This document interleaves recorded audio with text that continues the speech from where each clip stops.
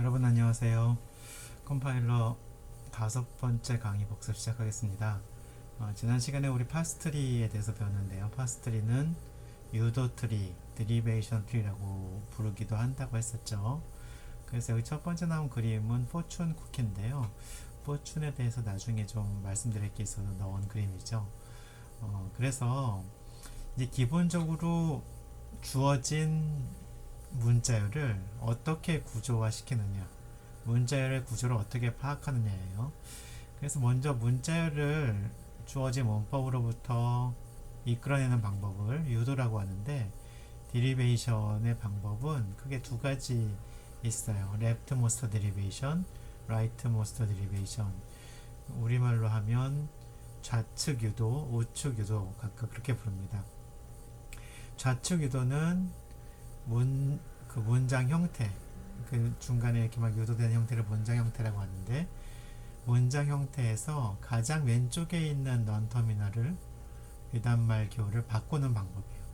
우측 유도는 가장 오른쪽에 있는 넌터미널을 바꾸는 거죠. 좌측 유도를 할 때는 이 유도 기호 이중 화살표 있죠. 거기 밑에 LM이라고 쓰고요. leftmost의 약자죠. 우측 유도를 할 때는 이중 화살표 밑에 RM, 우측 유도로 이렇게 씁니다. 예를 하나 볼게요.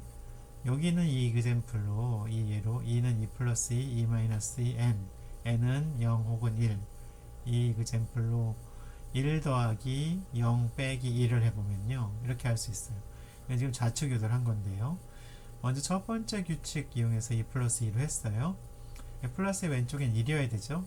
그래서 그거를 n으로 유도하고 n을 1로 유도하고, 여기 있는 2는 마이너스를 만들어내야 되죠. 2 마이너스 2로 하고, 그리고 여기 있는 2를 먼저 바꾸기 전에 왼쪽 걸 또 바꿉니다. n으로 하고 0으로 바꿔줘요. 마지막으로 가장 오른쪽에 있는 2를 가장 왼쪽에 있는 2하고도 똑같은 얘기죠.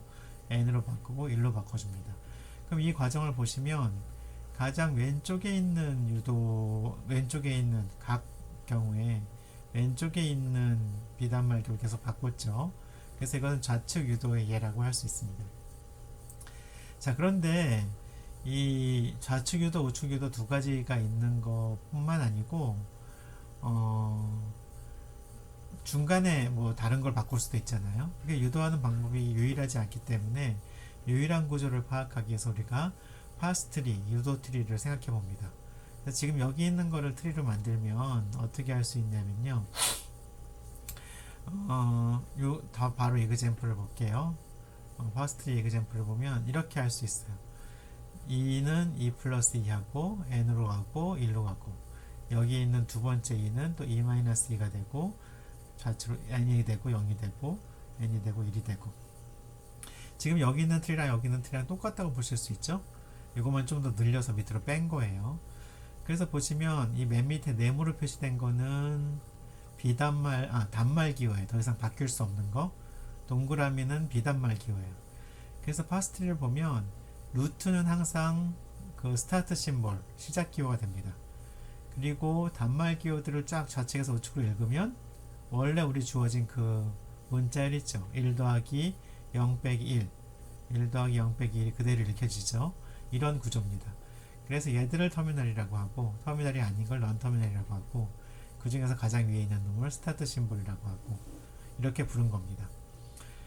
자, 그래서 이제 파스트리까지 하면 구조가 다 파악이 되는데, 아직도 무슨 문제가 있냐면, 저런 문제가 있어요. 이 포춘의 예를 보면, 포춘 쿠키의 유닉스 예전에 포춘의 예로, 유닉스에 포춘이라는 툴이 있다고 그랬죠? 그래서 그걸 하면 포춘 쿠키의 이제 여기 무슨 조만한 문장이 있잖아요. 그날의 운세 같은 거, 그런 문장이 나오는데, 요거 지금 여기 있는 이 이탈릭으로 쓴 누운 글씨체로 쓴 이거는 그 포춘의 한 문구예요. Time flies like an arrow, fruit flies like a banana, 이렇게 돼 있어요. 시간은 화살처럼 흐르고 과일은 바나나처럼 흐른다. 좀 이상하죠. 첫 번째는 맞아요. 시간은 화살처럼 흐르고 맞는데, 두 번째는 fruit fly가 초파리거든요. 초파리는 바나나를 좋아한다. 이런 뜻이에요. 그러니까 첫 번째랑 두 번째랑 문장의 구조가 다르죠. 그 다른 구조를 우리가 파악을 해야 되는데 이 경우에는 지금 그 모호함이 섞여 있어요. 이 자연어에는.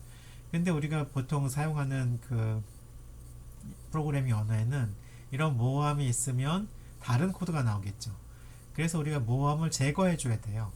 근데 지금까지 우리가 살펴본 이 문법은 모호함 문법이었어요. 모호함이란 뭐냐면 문법의 특성인데 만약에 그 문법에 속한 문자열, 문법이 생성할 수 있는 문자열 X에 대해서 두 개 이상의 파스트리, 여기 보면 하나보다 큰, 하나보다 많은 파스트리죠. 두 개 이상의 파스트리를 만들어낼 수 있다면 그것은 모호함 문법이라고 한다. 하나 이상이라고 생각하시면 안 돼요. 하나는 모호한 게 아니에요. 두 개 이상을 만들 수 있어 모호함 문법이라고 하고, 이건 모호성은 문법의 특성이기 때문에 문법을 바꿔줘야 돼요. 모호함을 제거하려면. 그래서 대부분의 경우에 모호함 문법 바꿀 수가 있는데 어떤 경우에는 문법 자체가 모호한 경우도 있거든요. 도저히 못 바꾸는 문법도 있는데 지금 여기서는 이제 모호함을 바꿀 수 있는 경우예요. 그 앞에 한번 보겠습니다. 앞에 다시 한번 살펴보면 2는 2 더하기 2는 2 빼기 n은 0 또는 1 이렇게 돼 있는데 이게 앰비규어성을 보여라 이렇게 돼 있죠. 프루브 보통 증명을 하는 건 어렵잖아요. 근데 모호성 증명은 되게 쉬워요. 여기에 속하는 이 문법이 생성하는 1 더하기 0 빼기 1이라는 문자열에 대해서 다음과 같이 두 개의 파스트리가 존재한다는 것만 보이면 그럼 이제 바로 모호성을 증명할 수 있는 거예요. 이런 증명 방법을 뭐라고 하냐면 construction proof라고 해요. 증명할 게 있으면 그걸 직접 만들어서 보여주는 거예요. 자, 이러니까 이게 되는 거야. 이렇게 보여주는 증명 방법이죠.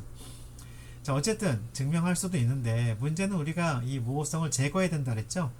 제거하는 방법은 크게 두 가지 기법이 있는데요. 첫 번째 기법 먼저 살펴볼게요.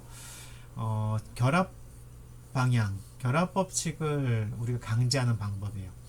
지금 앞의 경우에를 보면 여기 보시면 이 첫 번째 문법은 우측 결합이죠. 플러스하고 마이너스 같은 그거라고 하면 우측 결합을 하는 방식이에요. 우측을 먼저 계산하는 방식이고, 이 우측에 있는 걸 보면 거꾸로 좌측 결합이죠. 좌측에 있는 걸 먼저 계산하는 방법이에요. 자, 우리가 이 플러스랑 마이너스를 좌측 결합을 하고 싶다. 그럼 어떻게 하면 될까요? 2 플러스 2나 2 마이너스 2에서 이 플러스나 마이너스가 생성되는 부분이 왼쪽에만 있도록 해주면 돼요. 그래서 어떻게 바꿀 수 있냐면 뒤에 있는 부분은 이 플러스나 마이너스 기호를 생성하지 못하도록 하는 거죠.